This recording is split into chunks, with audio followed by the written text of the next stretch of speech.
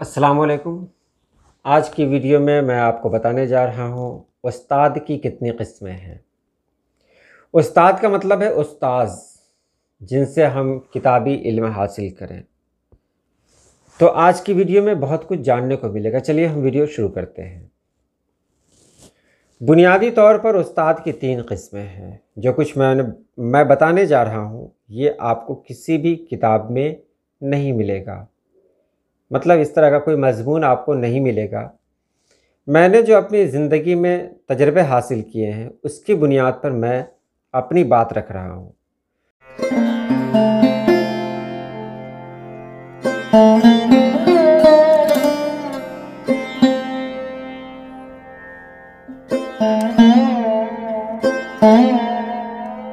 कि मेरी निगाह में, मेरी नज़र में, मेरे ख़्याल से उस्ताद की 3 किस्में होती हैं।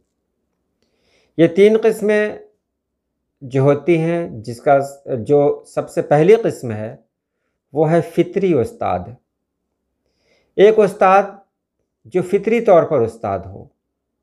एक उस्ताद जो पैदा ही हुआ हो दूसरों को तालीम देने के लिए, दूसरों को सिखाने के लिए।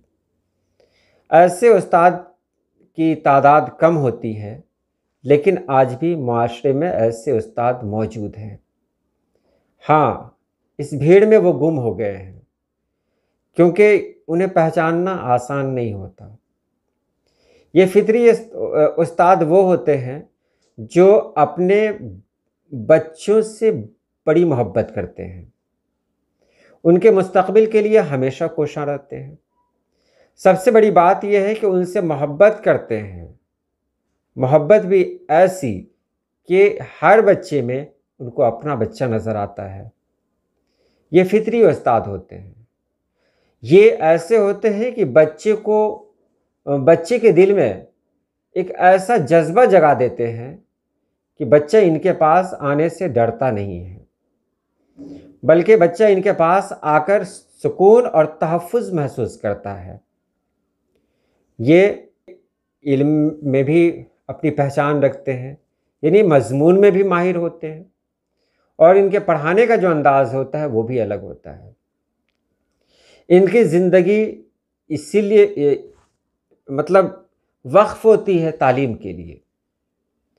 ये फ़ितरी उस्ताद जो होते हैं ना, ये अपने तरीक़े से दर्स व तदरीस की खिदमत अंजाम देना चाहते हैं। अगर इन्हें बाहर से कोई प्रेशर मिले तो फिर इनका हौसला टूट जाता है और लगता है कि जैसे ये रिमोट बन चुके हैं। फिर इनकी जो कुदरती खूबियाँ हैं वो दम तोड़ने लगती हैं। तो ये कुदरती और फ़ितरी उस्ताद हैं, ये हमारे लिए ज़रूरी हैं, क्योंकि ये पढ़ाते वक्त न सिर्फ हाल को देखते रहते हैं, बल्कि इनके सामने मुस्तक़बिल भी रहता है।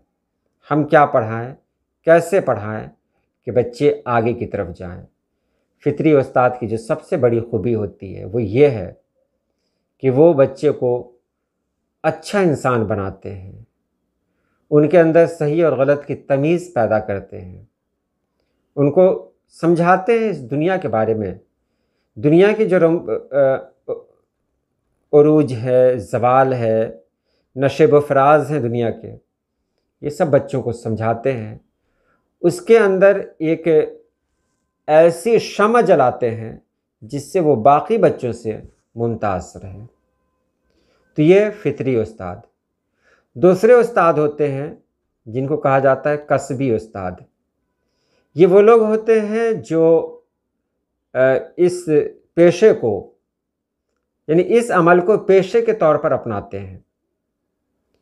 इसके लिए वो जो ज़रूरी डिग्रियां हैं, जो ज़रूरी असनाद है वो हासिल करते हैं। इनके नज़दीक ये पेशा होता है, और बहुत सारे पेशों में उनके लिए ये उनकी पसंद होता है, इसलिए वो इसमें आते हैं।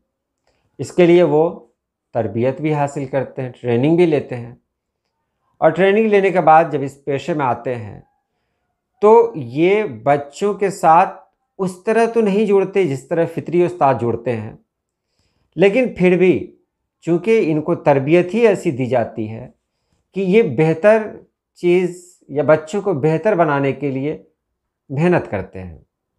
ये मेहनती होते हैं, और अगर वाकई इन्होंने सही से मेहनत की हो, सही से तरबियत हासिल किया हो, तो ये फ़ायदा अपने बच्चों में भी ये चीज़ अपने बच्चों के अंदर भी डालते हैं, ताकि इनके बच्चे इनसे फैज़याब हो सकें।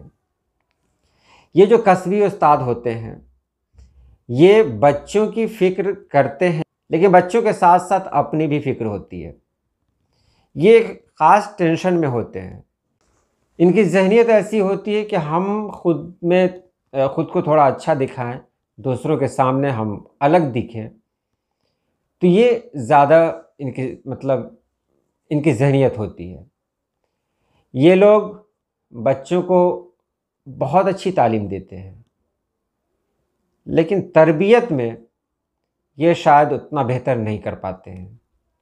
इसलिए नहीं कर पाते हैं कि ये फितरी नहीं होते। इनके सामने एक स्केल होता है, उसी स्केल के सहारे ये सारी ज़िंदगी गुजार देते हैं कि हम इस हद से आगे नहीं बढ़ेंगे। ये बच्चा है, पढ़े तो बहुत अच्छी बात है, नहीं पढ़े तो थोड़ी सी कोशिश की जाए, उसके बाद ये अपना दामन झाड़ लेते हैं। ये कस्बी उस्ताद जो होते हैं, ये भी गनीमत हैं आज के दौर में। अगर वाकई कस्बी उस्ताद ने जो तरबियत हासिल की है वो ईमानदारी से हासिल की हो तब। और सबसे आखिर में है वो है हादसाती उस्ताद, जो किसी हादसे के सबब उस्ताद बन गए। हादसा कुछ भी हो सकता है। हो सकता है कि ये नौकरी आसानी से मिल गई, कोई रिश्तेदार थे इसमें जुड़े हुए, उनके ज़रिए ये नौकरी मिल गई। हो सकता है किसी की मौत हो गई, उनके बदले नौकरी मिल गई। हो सकता है कि जहाँ वो मौजूद थे या उनका असर रहा होगा सियासत पे, सियासी लोगों पे, उसके ज़रिए पैरवी से इन्होंने कुछ हासिल कर लिया। ये हादसाती उस्ताद होते हैं। इनका जहन कभी भी तालीम पे नहीं होता। ये इस लाइन में सिर्फ इसीलिए आते हैं कि उनको आराम करने का मौका मिले, और वो आराम करना चाहते हैं। वो चाहते हैं कि यहाँ ज़्यादा से ज़्यादा उनको मौका मिले, उनकी घंटी लीजर हो। बच्चे क्या कर रहे हैं उससे ज़्यादा मतलब नहीं है। और सबसे बड़ी जो इनकी पहचान होती है वो ये होती है कि बच्चे इनसे खौफ खाते हैं, डरते हैं। ये ऐसे डिसीज़न ले लेते हैं, ऐसे फैसले ले लेते हैं जिससे बच्चों के अंदर एक अनजाना सा खौफ पैदा होता है। नतीजा ये होता है कि बच्चे अपने दिल की बात कभी इनसे नहीं कर सकते, और तालीम से इनको कोई लगाव होता नहीं है। अगर मज़मून की बात की जाए तो उसमें भी बहुत कमज़ोर होते हैं, क्योंकि फितरी उस्ताद तो अलग होते हैं। वो तो ख़ुद पढ़ेंगे ही, कस्बी भी पढ़ेंगे, लेकिन ये जो होते हैं ना, इनको पढ़ने लिखने का कोई शौक़ नहीं होता। अक्सर ये नेता किस्म के होते हैं। अगर किसी इदारे में ये चले गए तो वो वहाँ सियासत करने लगते हैं, वहाँ के माहौल को ख़राब करने लगते हैं, और उनके अंदर एक एहसास ये रहता है कि वो सबसे बड़े हैं। उनके नज़दीक किसी की इज़्ज़त का अगर कोई पैमाना होता है तो वो बस पैसा है। उन्हें बच्चों की तालीम से कोई लगाव नहीं होता, और उन्हें ये भी मतलब नहीं होता कि हम अगर कुछ नहीं करेंगे तो ज़माना क्या कहेगा। कोई मतलब नहीं, मौन मौजी किस्म के होते हैं। और आज अफसोस की बात, हमारे समाज में ऐसे ही लोगों की तादाद है जो उस्ताद तो बने हुए हैं, लेकिन इसी तरह के उस्ताद हैं। एक अफसोस तो ये होता है कि उस्ताद खुद को उस्ताद नहीं समझते। अगर उस्ताद खुद को उस्ताद समझना शुरू कर दे, समाज तो उसी दिन से बदल जाएगा। बहरहाल ये 3 किस्में रहीं। आज के लिए इतना ही। अल्लाह पाक आप सभी लोगों को खुश रखे, आबाद रखे। अल्लाह हाफ़िज़।